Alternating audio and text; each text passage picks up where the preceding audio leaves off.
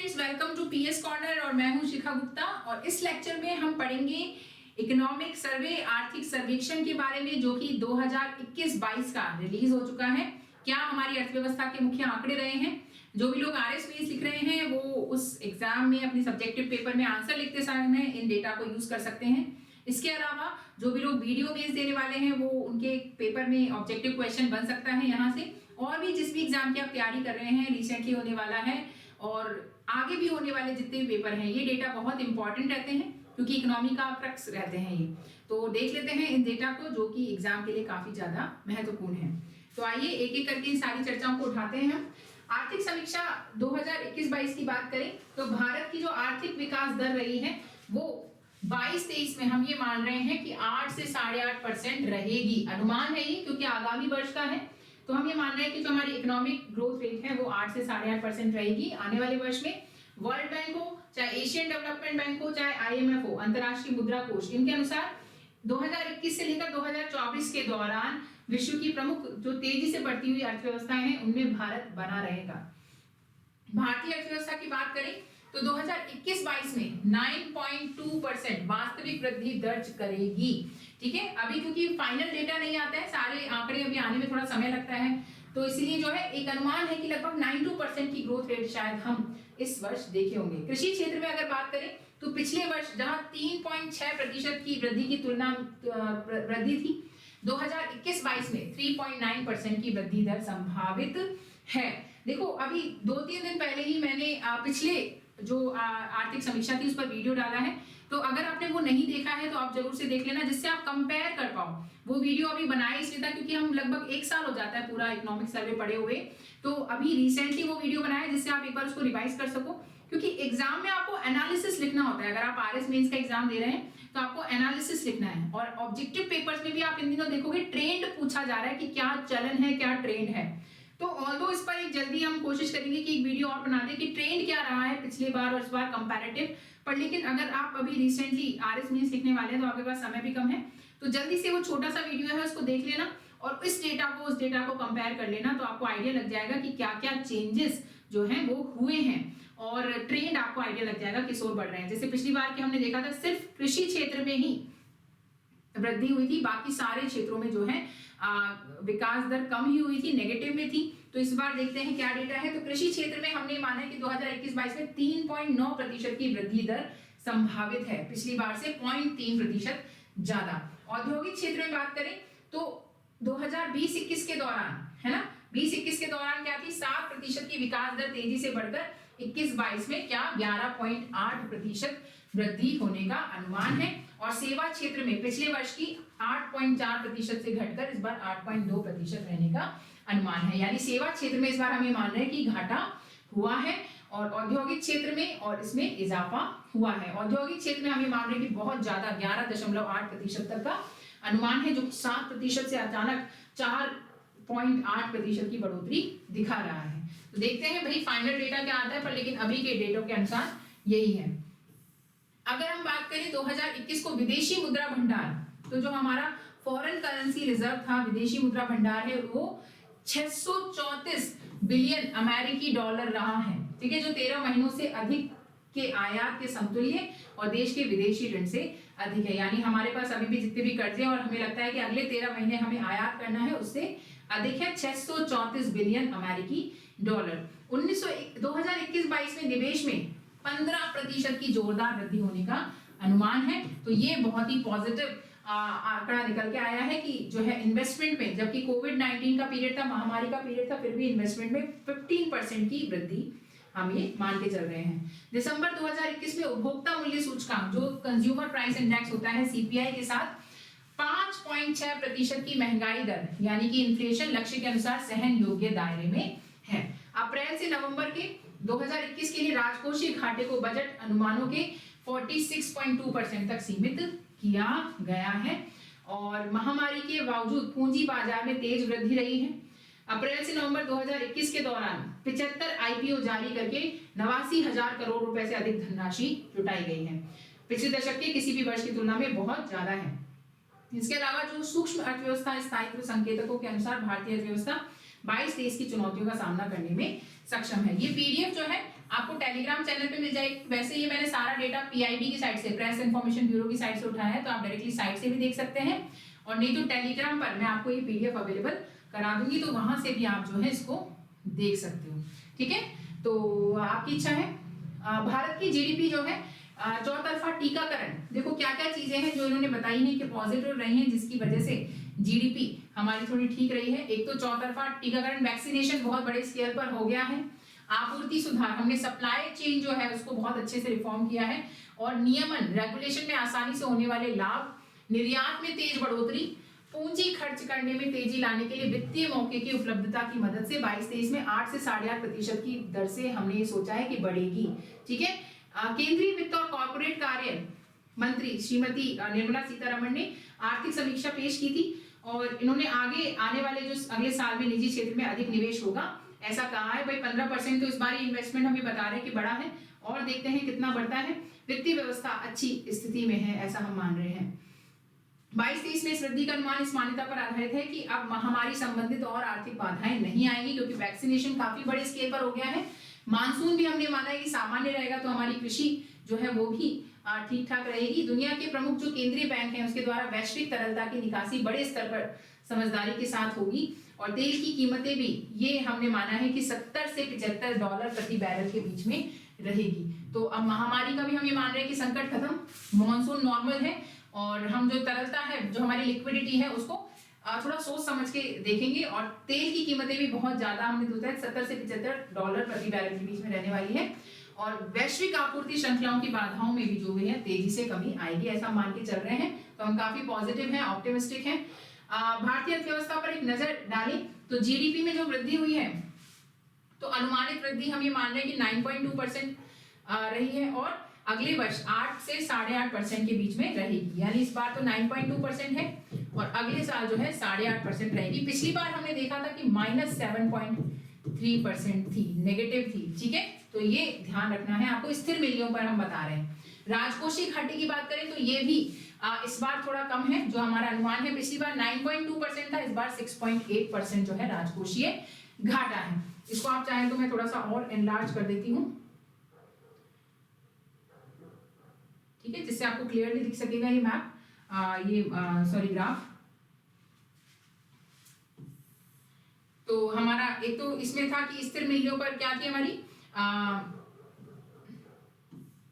GDP वृद्धि दर, ये रहेगी इस बार 8 से 8.5%। पिछली साल 9.2% थी, और उससे पिछली साल हम माइनस में थे। ठीक है, नेगेटिव थे हम, तो ये खास बात थी। राजकोषीय घाटे की बात करें तो जीडीपी के प्रतिशत में हम इसको देखते हैं, तो इस बार 6.8% रहने का अनुमान है। उससे पिछली साल 9.2% था, इससे काफी कम हम आ गए हैं। मुद्रास्फीति, इन्फ्लेशन की बात करें तो औसत प्रतिशत में देखें तो डब्ल्यूपीआई 12.5% इस साल जो है संभावित है, मतलब जो अभी 21-22 में। और जो सीपीआई है उसकी अगर हम बात करें, सीपीआई जो कंबाइंड वाला होता है ना, रूरल अर्बन यानी ग्रामीण और शहरी, और एक संयुक्त होता है, तो हम संयुक्त वाला देख रहे हैं। संयुक्त वाला जो है वो भी इस बार घटकर 5.2% आने का अनुमान है। तो डब्ल्यूपीआई जो थोक मूल्य सूचकांक होता है, खुदरा मूल्य सूचकांक होता है, वो 12.5, और जो सीपीआई कंबाइंड है यानी कि उपभोक्ता मूल्य सूचकांक संयुक्त है वो 5.2। तो यानी बहुत रेंज में है। हमारे जो इन्फ्लेशन है, महंगाई दर है, वो भी काफी कंट्रोल में है। विदेशी मुद्रा भंडार की बात करें तो ये बढ़ ही रहा है, 633.6 जो है यूएस डॉलर हम ये मान रहे हैं, बिलियन डॉलर में ये है। कृषि, वानिकी और मत्स्यिकी की बात करें, यानी कि हम बात कर रहे हैं कृषि सेक्टर की, जिसमें हम कृषि को, पशुपालन को, वानिकी को और मत्स्य पालन को, इनको इंक्लूड करते हैं कृषि में। और इनमें जो सकल मूल्य वृद्धि हुई है वो हम मान रहे हैं कि 3.9% हुई है, पिछली साल से 0.3% ज्यादा है। औद्योगिक वृद्धि दर की बात करें तो पिछली साल जहां नेगेटिव में थी, इस बार 11.8% की इसमें वृद्धि हमें दिख रही है। सेवा क्षेत्र में भी जैसे मैंने कहा था पिछली बार घाटा था, इस बार बढ़ोतरी हुई है, 8.2% हम देख रहे हैं कि सकल मूल्य वृद्धि हुई। तो पिछली बार सिर्फ कृषि क्षेत्र ही था जो पॉजिटिव था, इस बार ये हमें मान रहे हैं कि कृषि क्षेत्र हो, चाहे उद्योग हो, चाहे सेवा हो, सब पॉजिटिव आ गए हैं इस बार। मतलब कोविड-19 की जो हमारे यहाँ प्रॉब्लम थी, जो जिसकी वजह से हमारी अर्थव्यवस्था डिप कर रही थी, इस बार वो काफी हद तक ठीक है, पिछली बार तो सरकार ने सरकारी आंकड़ों में कह दिया था कि ये सारी प्रॉब्लम जो है कोविड-19 महामारी की वजह से, इसलिए मैं आपको फिर से बोल रही हूँ कि अगर आपने पिछला वाला वीडियो नहीं देखा था जो मैंने अभी 3-4 दिन पहले पोस्ट किया था इकोनॉमिक सर्वे का, वो जरूर से देख लेना, तब आपको ये डेटा और अच्छे से समझ में आएगा कि इस बार इकोनॉमी में क्या हुआ है। ठीक है, आगे बढ़े हम।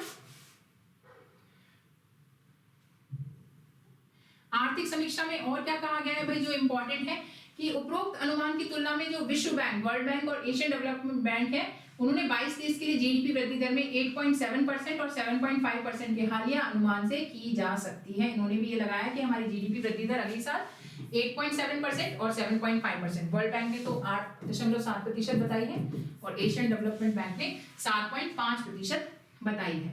25 जनवरी 2022 को जो IMF की वर्ल्ड इकोनॉमी आउटलुक WEO एक रिपोर्ट आती है, विश्व आर्थिक आउटलुक, पूछा भी जाता है कौन जारी करता है, तो अंतरराष्ट्रीय मुद्रा कोष IMF जारी करता है ये, तो इसको ध्यान रखना है। तो 25 जनवरी 2022 को जारी की थी। उनके अनुमान के अनुसार 21-22 और 22-23 के लिए जो भारत की जीडीपी के 9% की दर से और 22-23 में 23-24 में 7.1% की दर से बढ़ने का अनुमान लगाया है। यानी इस पिछले साल और इस आगामी वर्ष तो हम 9% की दर से जीडीपी में हमारी वृद्धि होने वाली है और उससे अगले वर्ष फिर 7.1% की दर से बढ़ने का अनुमान लगाया। तो एग्जाम में डायरेक्टली पूछ लिया जाता है कि IMF की जो WEO रिपोर्ट है कौन जारी करता है, पहला तो क्वेश्चन ये।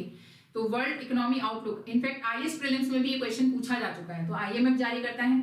इस बार की जो रिपोर्ट आई है इसमें उन्होंने पिछले वर्ष और आगामी वर्ष में 9% की जीडीपी वृद्धि दर अनुमान है और उससे अगले वर्ष में कितना है 7.1%, तो ये भी काफी पॉजिटिव है। तो इन तीनों वर्षों में यानी 2024 तक लगभग भारत जो है तेजी से बढ़ती हुई अर्थव्यवस्था के रूप में दिखाई दे रहा है हमको। ठीक है, तो ये काफी इंपॉर्टेंट है।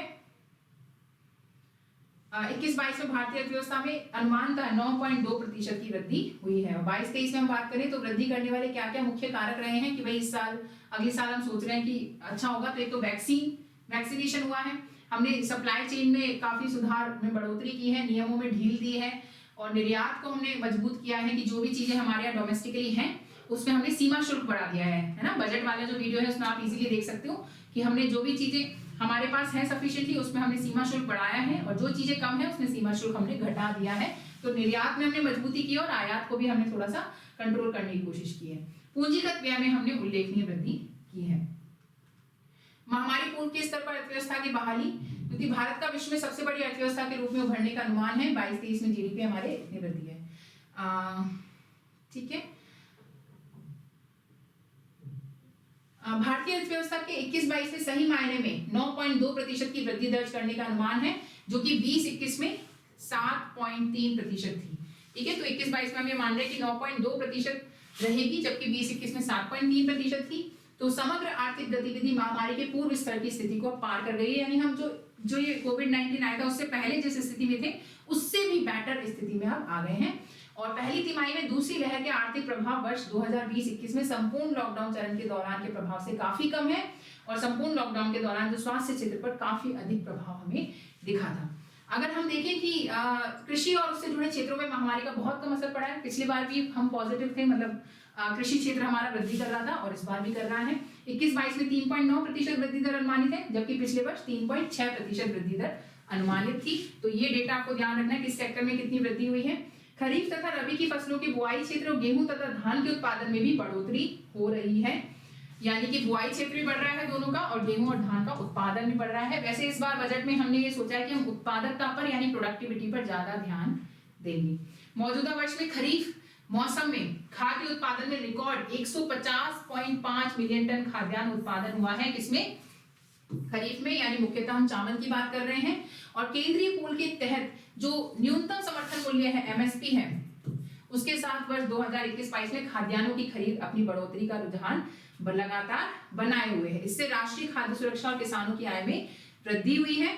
और सबसे महत्वपूर्ण बात है कि वैसे भी 2022 तक हमारा टारगेट था किसानों की आय दुगनी करनी, तो देखते हैं 2022 तक क्या क्या होता है।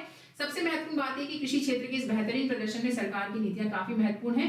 किसानों को जो महामारी के समय संबंधित बाधाओं के बावजूद समय पर बीज दिए हैं, समय पर उर्वरक की आपूर्ति सुनिश्चित हुई है। वैसे भी आपने देखा होगा लॉकडाउन पीरियड में एग्रीकल्चर मतलब किसी भी तरह की खाने पीने की चीजों में हमें कोई प्रॉब्लम नहीं आई थी। कृषि क्षेत्र को अच्छी मानसून बारिश से भी मदद मिली है, मानसून भी अच्छा रहा है हमारे यहाँ। और जल संचय स्तरों के 10 साल के औसत से अधिक स्तर के रूप में हमें दिखाई देता है। तो कृषि क्षेत्र हमारे लिए काफी पॉजिटिव ऑप्टिमिस्टिक हमें इस बार लग रहा है। खाद्यान्न उत्पादन की बात करें तो 2020-21 में 308.6 मिलियन टन हमें मान रहे हैं कि चावल, गेहूं, मोटा अनाज और दालें मिलाकर हुआ है।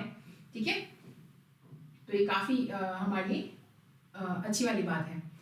अगर हम बात करें उद्योग क्षेत्र की, तो उद्योग क्षेत्र में 20-21 में जहां 7% का लगभग घाटा था, इस बार हम 11.8% का जो है हमें विस्तार दिख रहा है। भाई ये पिछले साल की तुलना में होता है, तो पिछले साल घाटा था इसलिए बहुत ज्यादा हम विस्तार तो नहीं मान सकते इसको कि भाई घाटे से आप बढ़ोतरी दिखा रहे हो। कि जैसे अगर मान लो मेरे पास 10 रुपए थे, 10 से घटकर 5 रुपए रह गए और फिर 5 से बढ़कर 11 रुपए हो गए, तो बहुत ज्यादा पॉजिटिव तो नहीं है, पर ठीक है, काफी हद तक पॉजिटिव है। और विनिर्माण, निर्माण एवं खनन उपक्षेत्र, मतलब हम इसके अंदर क्या क्या शामिल करते हैं उद्योग में, विनिर्माण, निर्माण, खनन, ये सारी चीजें, इनमें भी समान बदलाव आया है। उपयोगिता वर्ग में ज्यादा विचलन महसूस किया गया है क्योंकि आधारभूत सेवा जैसे बिजली है, जल आपूर्ति है, राष्ट्रीय लॉकडाउन के समय भी बरकरार रही थी, तो उपयोगिता में तो फिर ज्यादा विचलन महसूस किया गया है। जीवीए में उद्योगों की वर्तमान भागीदारी अनुमानित 28.2% रही है। तो जो हमारा जीवीए होता है, ग्रॉस वैल्यू एडेड, यानी कि सकल मूल्य संवर्धन, उसमें जो उद्योग की वर्तमान भागीदारी 28.2% रही है, यानी कम ही है वैसे तो, बट फिर भी पिछली बार के जो 24% था उससे बेटर है। सर्वेक्षण में कहा गया है कि सेवा क्षेत्र महामारी से सर्वाधिक प्रभावित रहा और खास तौर से जिसमें मानवीय संपर्क की जरूरत है, ऑब्वियसली सर्विस सेक्टर सबसे ज्यादा हैम्पर हुआ है। इस वित्त वर्ष में इस क्षेत्र की प्रगति 8.2% रहेगी ऐसा मान रहे हैं, जबकि पिछले साल 8.4% के घाटे में थी। इस बार हमें मान रहे हैं कि 8.2% पॉजिटिव रहेगी। विभिन्न उप क्षेत्रों में क्षमता प्रदर्शन बहुत अच्छा नहीं रहा है। वित्तीय, रियल एस्टेट, सार्वजनिक प्रशासन क्षेत्र इस समय कोविड पूर्व स्तर से काफी उच्च स्तर पर आ गए हैं। यानी रियल एस्टेट हमारे यहाँ देख सकते हो आप, जमीनों के दाम, और जो हमारा पब्लिक एडमिनिस्ट्रेशन है उसमें काफी अच्छा है। लेकिन जो भी हमारा ट्रैवल है, भाई अभी हम लोग भी प्रेफर नहीं करते ना ज्यादा इधर उधर घूमना, कि भाई कोरोना तो फैल ही रहा है। व्यापार है, होटल है, इन क्षेत्रों में थोड़ा भी क्या बोल सकते हैं, थोड़ा सा डाउन ही है ये क्षेत्र, अभी बहुत ज्यादा उभर नहीं सके हैं क्योंकि ऑब्वियसली ट्रैवलिंग थोड़ा स्टॉप्ड है। होटल, रेस्टोरेंट हो गए, बिजनेसेस हो गए, लोगों के वो ज्यादा नहीं हो पाए। सॉफ्टवेयर और सूचना प्रौद्योगिकी संबंधी सेवाओं के निर्यात में उछाल दर्ज हुआ है, लेकिन जो पर्यटन सेक्टर है इसमें गिरावट आई है, टूरिज्म में हमारे यहाँ गिरावट आई है। सर्वेक्षण के अनुसार बात करें तो जो कुल उपभोग है वो अनुमानतः 7% की दर से बढ़ा है। सरकारी उपभोग का पिछले वर्ष की ही तरह सबसे बड़ा योगदान है और सरकार उपभोग 7.6% की दर से बढ़ रहा है, महामारी के पूर्व के स्तर को पार कर जाएगा ऐसा मान रहे हैं। जो प्राइवेट कंजम्पशन है, निजी उपभोग है, उसमें भी अनुमानतः सुधार आएगा और वह भी महामारी के पूर्व के स्तर की तुलना में 97% बढ़ेगा ऐसा मान रहे हैं। टीकाकरण की तीव्र कवरेज और आर्थिक गतिविधियों के तेजी से सामान्य होने के कारण और भी तेजी से बढ़ सकेगा। जो सकल स्थायी पूंजी निर्माण है हमारा GFCF है, ठीक है, जो हमारी फिक्स कैपिटल है उसमें जो हम कर रहे हैं, उसको फॉर्म कर रहे हैं, उसमें निवेश में 15% की मजबूती हमने देखा है कि इन्वेस्टमेंट में आएगी। बजट में भी यही बात है और यह महामारी पूर्व स्तर से पूरी तरह से उभर जाएगा। अगर हम बात कर रहे हैं कैपेक्स और अवसंरचना व्यय के जरिए सरकार की प्रगति की रफ्तार को तेज करने की नीति के चलते अर्थव्यवस्था में पूंजी निर्माण में तेजी आई है और जीडीपी में निवेश का अनुपात बढ़कर ये आपको याद रखना है कि जीडीपी में जो निवेश का अनुपात है वो 29.6% हो गया है 2021-22 में। पिछले 7 साल में सबसे ज्यादा है ना, पिछले 7 सालों में सबसे ज्यादा है 29.6%। निजी निवेश रिकवरी अभी भी काफी निचले स्तर पर है और फिर भी कई ऐसे संकेत बताते हैं कि भारत अब अधिक मजबूत निवेश की ओर अग्रसर है। स्थिर और स्वच्छ बैंकिंग क्षेत्र निजी निवेश को पर्याप्त सहयोग देने के लिए तैयार है। निर्यात और आयात मोर्चे पर बात करें तो भारत का माल एवं सेवा निर्यात 21-22 में काफी हद तक मजबूत हो रहा है और 8 महीनों में उत्पाद निर्यात महामारी से संबंधित बहुत सी वैश्विक आपूर्ति बाधाओं के बावजूद 30 बिलियन अमेरिकी डॉलर से हमारा ज्यादा रहा है। ठीक है, निर्यात हमारा 30 बिलियन US डॉलर से भी ज्यादा रहा है 21-22 में, तो याद रखेंगे। कुल सेवा निर्यात जो है उसमें भी उछाल आया है और जैसे हम देखा सॉफ्टवेयर इंडस्ट्री, इसमें तो हमारा कोई दिक्कत नहीं हुई सॉफ्टवेयर एंड IT में, और मांग के जरिए से ऑडियो विजुअल संबंध सेवाएं, माल ढुलाई सेवाएं, दूरसंचार, कंप्यूटर सूचना सेवाओं के माध्यम से इसमें भी तीव्र उछाल है। भारत की कुल निर्यात में 21-22 में 16.5% की वृद्धि अनुमान है, 16.5% की वृद्धि। भाई ये तो फिक्स टर्म में हो गया 30 बिलियन अमेरिकी डॉलर रहा है और कितना परसेंट इसमें ग्रोथ है 16.5%। महामारी पूर्व के स्तर को ये पार कर लेगा और आयात में भी घरेलू मांग बढ़ने और आयातित कच्चे तेल और धातुओं की कीमत में वृद्धि के चलते काफी मजबूती आई है और आयात के 2021-22 में 29.4% की वृद्धि हासिल करने का अनुमान है, यानी हमारे आयात भी बढ़ा है तो 29.4%। ठीक है, तो जहां हमारा निर्यात सिर्फ 16.5% बढ़ा है, वहीं निर्यात आयात हमारा 29.4% बढ़ा है, यानी आयात में बहुत ज्यादा वृद्धि हुई है। एक तो भाई कच्चा तेल जो है वो महंगा हो गया, धातुएं भी महंगी हो गई और इसके अलावा जो है हमारे मांग तो बढ़ी रही है। वैसे भी लॉकडाउन के पीरियड में खूब खाया पिया है हम लोगों ने, तो आयात में खूब वृद्धि हुई है हमारे यहाँ। भारत का निर्यात जो है 21-22 के पहले 6 महीनों में नकारात्मक रहा है, जबकि 20-21 की इस अवधि में यह अतिरिक्त रहा था, लेकिन अनुमान है कि चालू खाता घाटा जो है संभालने योग्य स्थिति में रहेगा, यानी हमारा जो बैलेंस है, बैलेंस ऑफ पेमेंट है, वो हमारा थोड़ा ठीक रहेगा कि ठीक है हम संभाल सकते हैं, ऐसी खराब स्थिति भी नहीं है। तो ये ध्यान रखना है, आयात बहुत ज्यादा बढ़ गया है 29.4%, इसलिए इस बार हमने आयात कम करने की कोशिश की, सीमा शुल्क की सहायता से सीमा शुल्क बढ़ा दिया है जो हमारे पास है और जो नहीं है उसमें घटा दिया है। तो देखते हैं इसके क्या आते हैं अगली साल। वैश्विक महामारी से उत्पन्न सभी अवरोधों के बावजूद भारत का भुगतान संतुलन जो है पिछले 2 वर्षों के दौरान अधिशेष में बना रहा और आरबीआई को अपना जो विदेशी मुद्रा भंडार है वो भी बढ़ाने में सहायता मिली है। 634 बिलियन अमेरिकी डॉलर हो गया है अब हमारा फॉरेन करेंसी रिजर्व, और आयात के 13.2 महीनों के समतुल्य देश के बाहर ऋण से अधिक है। तो ये भी एक अच्छी चीज है, हमारा जो ये है ये बढ़ रहा है विदेशी मुद्रा भंडार। मुद्रास्फीति उन्नत और उभरती दोनों अर्थव्यवस्थाओं में दोबारा एक वैश्विक मुद्दे के रूप में उभरी है। ठीक है, और ऊर्जा मूल्यों, गैर खाद्य वस्तुओं, अन्य वस्तु मूल्यों, वैश्विक आपूर्ति श्रृंखला के अवरोध, माल भाड़ा लागत में बढ़ोतरी होने से वैश्विक मुद्रास्फीति में वर्ष के दौरान वृद्धि हुई है। अगर हम बात करें सीपीआई मुद्रास्फीति तो 2021-22 में 5.2% पर रही और जबकि 20-21 में 6.6% थी और दिसंबर 2021 में 5.6% थी। ठीक है, तो उससे थोड़ा एवरेज ही रही है और सहन योग्य है। 21-22 में अगर डब्ल्यूपीआई की बात करें, खुदरा मुद्रास्फीति की, तो इसमें गिरावट जो है खाद्य मुद्रास्फीति कम होने के कारण हुई है। तो पूछा जा सकता है किस वजह से डब्ल्यूपीआई कम हुआ है, तो खाद्य मुद्रास्फीति यानी फूड पे जो हमारे इन्फ्लेशन है वो कम हुआ है दोनों अंकों में, हालांकि 2 अंकों में ही चल रही है, वो अभी हमने देखी थी उसके डेटा। राजकोषीय सहायता के साथ साथ स्वास्थ्य सहायता के कारण राजकोषीय घाटा हमारा बढ़ा है और 21-22 में अभी तक सरकारी जो राजस्व में पुनः मजबूती आई है। ठीक है, ये इसमें खास बातें हैं और देख लेते हैं नीचे और क्या दे रखा है। राज्यों की ऋण सीमा में हमने वृद्धि कर दी है। ठीक है, जीएसटी की कमी की भरपाई के लिए राज्यों को ऋण दिया है और पूंजी व्यय के लिए राज्यों को विशेष सहायता योजना हमने दी है।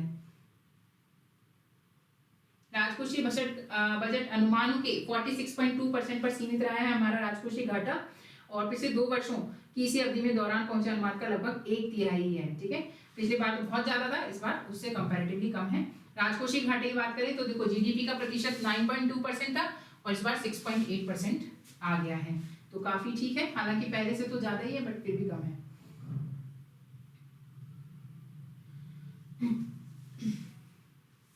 इसके अलावा सेंसेक्स और निफ्टी ने 18 अक्टूबर 2021 को जो है 61,766 और 18,744 का जो पीक है उसको छुआ था और 75 नए आईपीओ भी हमने इशू किए थे जिससे हमने 89,066 करोड़ रुपए जुटाए थे। तो ये हर मतलब पिछले दशक के किसी साल में जुटाई गई राशि से बहुत ज्यादा है। और इसके अलावा बैंकिंग प्रणाली अच्छी तरह से ठीक है, अच्छी पूंजी है उसके पास, एनपीए में भी जो है गिरावट दिखाई दे रही है। अगर हम बात करें जीएनपीए सकल अनुत्पादक अग्रिम, ये जो एनपीए होते हैं हमारे, ग्रॉस एनपीए की बात करें तो अनुसूचित वाणिज्यिक बैंकों के जो एनपीए हैं उनका 2018-19 से कम होना जारी रहा है। 18-19 से जो हमारे एनपीए हैं वो घट रहे हैं और अनुसूचित वाणिज्यिक बैंकों का जीएनपीए अनुपात 7.5% से घटकर 6.9% रह गया है। तो एनपीए में कमी आ रही है। तो ट्रेंड के रूप में specially IELTS prelims type exam में क्वेश्चन पूछा जा सकता है कि 2018-19 से ये घट रहा है और 7.5% से घटकर इस बार जो है 6.9% रह गया है। भारत की आर्थिक कार्य की एक और विशेषता मांग प्रवर्धन पर पूर्ण निर्भरता की जगह आपूर्ति पक्ष के सुधारों पर बल है। हम चाह रहे हैं कि सप्लाई चेन को और थोड़ा रिफॉर्म किया जाए और अवसंरचना क्षमता सृजन करना, ये सारी चीजें हैं। ठीक है, तो बहुत ज़्यादा इसमें ऐसा कुछ नहीं है। अगर हम बात करें इसमें हम क्या क्या कर रहे हैं, इस पर बाजार सुधार कर रहे हैं, अंतरिक्ष ड्रोन को आप देखोगे बजट में काफ़ी ज़्यादा वेटेज दिया गया है, कृषि क्षेत्रों में विशेषकर आकाशीय मैपिंग है ना, स्पेस जो है उसमें हम ध्यान दे रहे हैं, व्यापार वित्तकारक, सरकारी खरीद जो है, प्रक्रिया में सुधार, दूरसंचार सुधार, टैक्स की समाप्ति, जो पूर्वव्यापी टैक्स है उनकी समाप्ति, प्राइवेटाइजेशन पे हम कर रहे हैं, कैपिटलाइजेशन कर रहे हैं, भौतिक अवसंरचना सृजन कर रहे हैं, जैसे हम भारतमाला, पीएम गति शक्ति जैसी स्कीम हम देख सकते हैं। तो इसमें हम कर रहे हैं, जलवायु पे भी हमारा थोड़ा ध्यान है, हर घर नल से जल वाला जो प्रोग्राम है उस पर ध्यान है, जलापूर्ति, शौचालय, बुनियादी आवास, गरीबों के लिए बीमा जैसी सामाजिक अवसंरचना तक है, तो इस बार हम इन सब चीजों पर विशेष ध्यान दे रहे हैं। प्रक्रियागत सुधार पर हम ध्यान दे रहे हैं, तो कुछ ये चीजें हैं। ठीक है, तो मुख्य रूप से यही है हमारी इस आर्थिक समीक्षा में।